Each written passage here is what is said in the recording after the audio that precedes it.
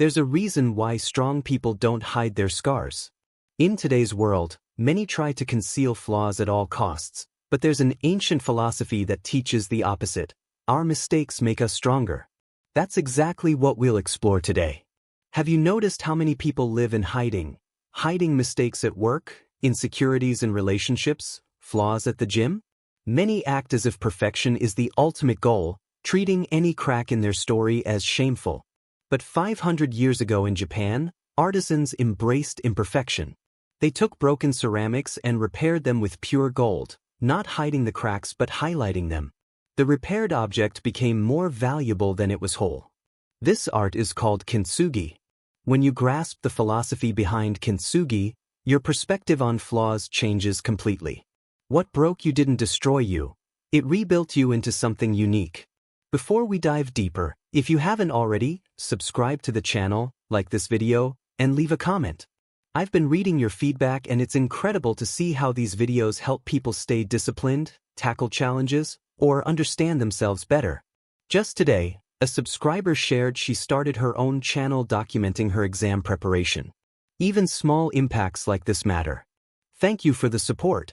Now let's get into the story. Chapter 1. The Breakdown. The story begins with Liam, an architect with a brilliant career. His projects had been featured internationally, the kind of person everyone assumed had made it. Until the day he couldn't anymore.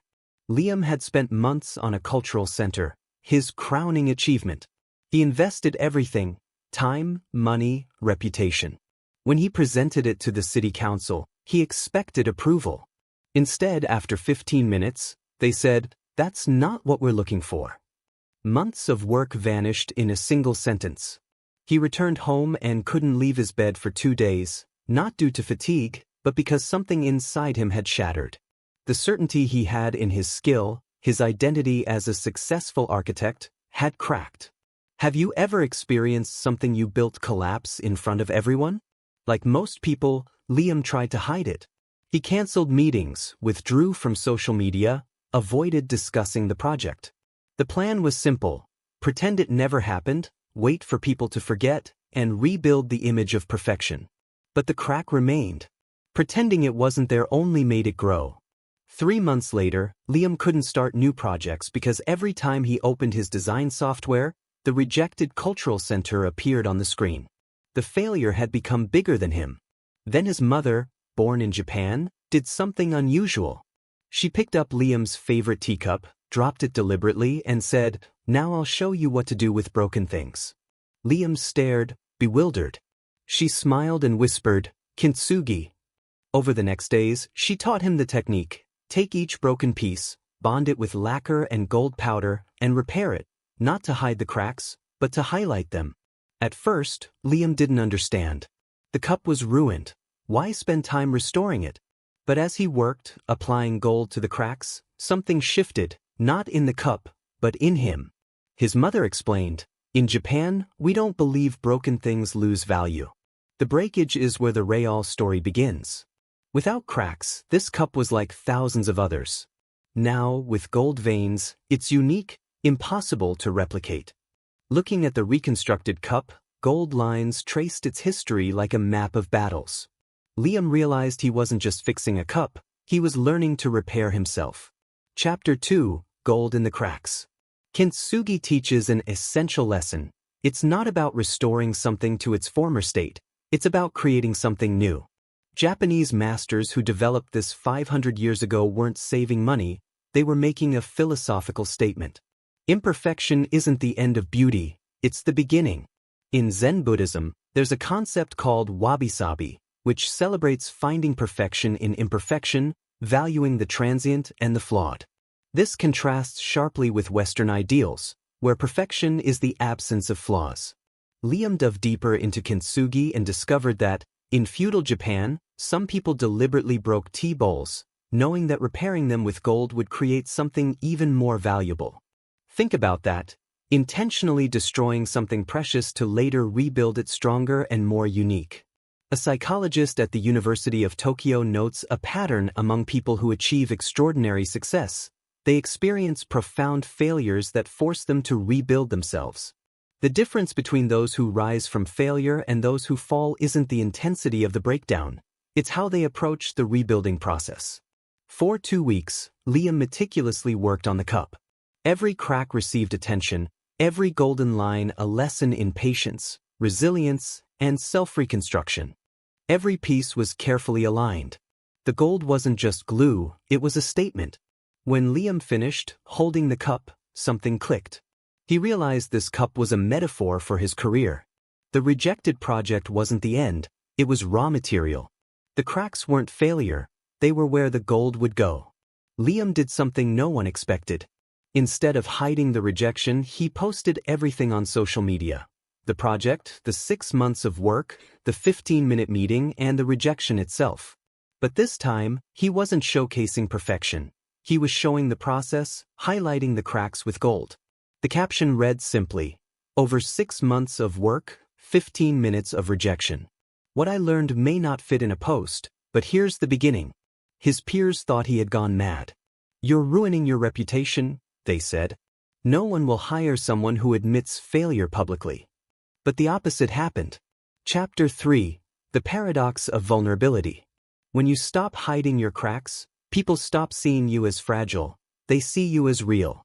Within 24 hours, Liam received messages, not of pity, but from people with plans. Entrepreneurs who had failed and rebuilt, investors seeking someone who understood failure as fuel. One wrote, "I see 50 portfolios a week, all showing success. I know they're lying. You're the first person showing the truth, and that's who I want on my team." That person became his biggest client in the following years. Here's what nobody tells you about vulnerability: showing weakness while still standing makes you unbeatable. Anyone can appear strong when winning. True strength is continuing after a setback. People witnessing resilience don't see weakness. They see proof that you survive what destroys others. Liam redesigned the rejected project. This time, he wasn't chasing traditional perfection. He incorporated the lessons of rejection into the design itself. The flaws reviewers had criticized were transformed into intentional features. Months later, the project was approved. The cultural center was built and won awards, but the recognition wasn't the point. Liam had discovered a principle that transformed his entire approach to life. Power doesn't come from never breaking. It comes from breaking and choosing how to rebuild. Before this, Liam feared failure. After learning Kintsugi, he no longer feared it. Failure became raw material. This changed everything. He stopped playing defensively, took risks he once avoided, and proposed ideas he previously kept secret, because now, if they failed, he knew there was gold waiting. A neuroscientist from Stanford explains, "The brain's neuroplasticity allows us to create new neural pathways after significant disruption. We become different people, not despite the breakdown, but because of it." 2 years later, at a conference, a young architect approached him, distraught over losing a major project. "How do you keep going when you feel inadequate?" she asked. Liam handed her the first teacup he had reconstructed with his mother. "Do you see this cup?" he said. "It was once perfect, but now the gold lines show where it broke. Each crack is history.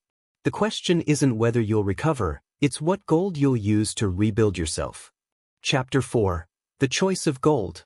What sets Kintsugi apart is the deliberate choice of gold. Masters could have used clear lacquer, making the cracks almost invisible, but they chose precious metals to draw attention. It wasn't about hiding, it was about announcing, "This broke, and here's how we transformed it." Liam realized this applied to life. Every time you break, you can hide it or highlight it with gold. Gold is different for everyone. For Liam, it was public vulnerability, turning rejection into a story, using failure as a credential instead of erasing it. For you, gold could be humor, wisdom, or art. The cracks are inevitable. The choice is whether to conceal them or turn them into strength. Liam began hosting workshops, not just on ceramics, but on life. Participants arrived expecting to learn a craft, but they left understanding their own flaws as a source of power. An entrepreneur who lost everything in a startup came to Liam for guidance. Liam handed him a broken plate and a lacquered gold bowl. "Fix this, and think of each crack as a decision that didn't work out." After 3 hours, The entrepreneur held the restored plate. I see the cracks are what make it interesting. Without them, it's just a boring plate. Liam smiled. Exactly. Now, what did each broken decision teach you? 6 months later, he launched a new startup. This time, every investor meeting began with him discussing his previous failures, the lessons learned, and the gold he discovered. The result? He raised twice the investment he had the first time. Chapter 5. The Crack Museum. People don't invest in perfection, they invest in proven survival. In Japan, some museums display Kintsugi ceramics. Liam noticed the unbroken pieces were overlooked, but the repaired ones drew people close, eager to study the golden veins. Perfection is boring.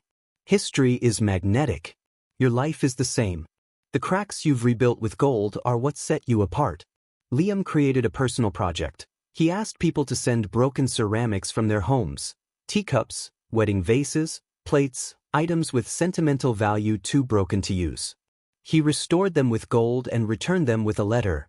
This piece is no longer broken. It's whole in a way it never was before. Celebrate it. Let the golden cracks be the first thing people see. The responses were consistent: tears, gratitude, realization.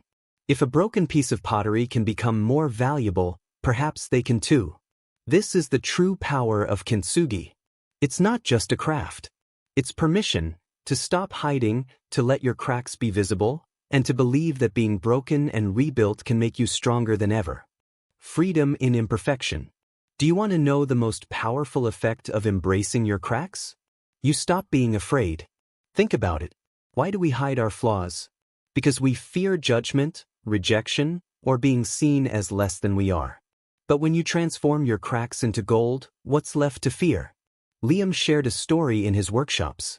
He was presenting to highly important, conservative clients when the projector stopped working. PowerPoint froze. What would the old Liam do? Panic. Apologize excessively. Make nervous jokes. Leave feeling he had ruined his chances. The new, Kintsugi-inspired Liam responded differently. He turned off his laptop, pushed it aside, and said, "This reminds me of a project I spent months on, only to have 15 minutes of rejection. Let me tell that story first, then we'll return to the presentation." He shared the project, the rejection, the despair, the broken cup, the gold, and the reconstruction. A 15-minute story of history.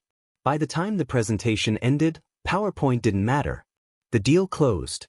One client later said, "I've worked with architects for 30 years. Everyone sells perfection. You're the first person selling survival, and survival is exactly what I need in this project." Research supports this. A Harvard study on leadership found that leaders who show controlled vulnerability, acknowledging flaws while demonstrating lessons learned, generate 43% more trust than those who maintain a facade of perfection. Our brains interpret authentic vulnerability as strength, not weakness. Liam now has a collection of Kintsugi pieces he reconstructed himself. Each holds a story, a crack in someone's life turned to gold. But his favorite remains the first cup his mother broke on purpose. He uses it every day, drinking his morning coffee, staring at the golden veins. Every time he holds it, he remembers, breaking down isn't the end, it's a new beginning. You don't need to be perfect. You need to be real. Real means cracked, tested, broken in places, but rebuilt with gold in your veins. People will tell you to hide flaws to succeed. They'll say vulnerability is weakness, that admitting mistakes ends careers. But these people are trying to sell perfect ceramics in a world that wants to see gold in the cracks. Chapter 7. Complete Transformation. Years after the rejection, Liam was interviewed by an architecture magazine. The final question: if you could go back, would you change anything? Would you redesign the original project to be approved on the first try? His answer was perfect: no. That approved project would have given me a cultural center. The rejected project gave me something more valuable. It taught me that I am stronger, broken, and rebuilt than I ever was whole. He placed his cup on the interviewer's desk. "It's worth more now than when it was perfect." "Me too." The interviewer ran her fingers along the golden cracks. "I needed to hear that today. I need to wear gold on my cracks," she said. The philosophy of Kintsugi extends beyond ceramics. It's about new beginnings, resilience, and rebuilding yourself. Life will break you. Relationships, careers, and dreams will break you. The question isn't if you will break, it's what kind of gold will you use to rebuild yourself? Your cracks aren't flaws. They're a map of your journey, proof that you've been tested and survived. They're what make you unique in a world of perfect, empty copies. When you adopt Kintsugi as a philosophy, you stop pretending you've never failed. You celebrate what each failure has taught you. You stop hiding scars and start highlighting them with gold. Something remarkable happens. People who judged you begin to admire you. In a world of perfect facades, authenticity, broken and rebuilt, is the most powerful thing. You don't need to be perfect to be powerful. You just need the courage to let your cracks shine. If this video helped you, share it with someone who needs to hear this message. Remember, it's not perfection that makes you powerful, it's your flaws repaired with gold that make you impossible to ignore. Thank you for watching until the end. See you in the next video.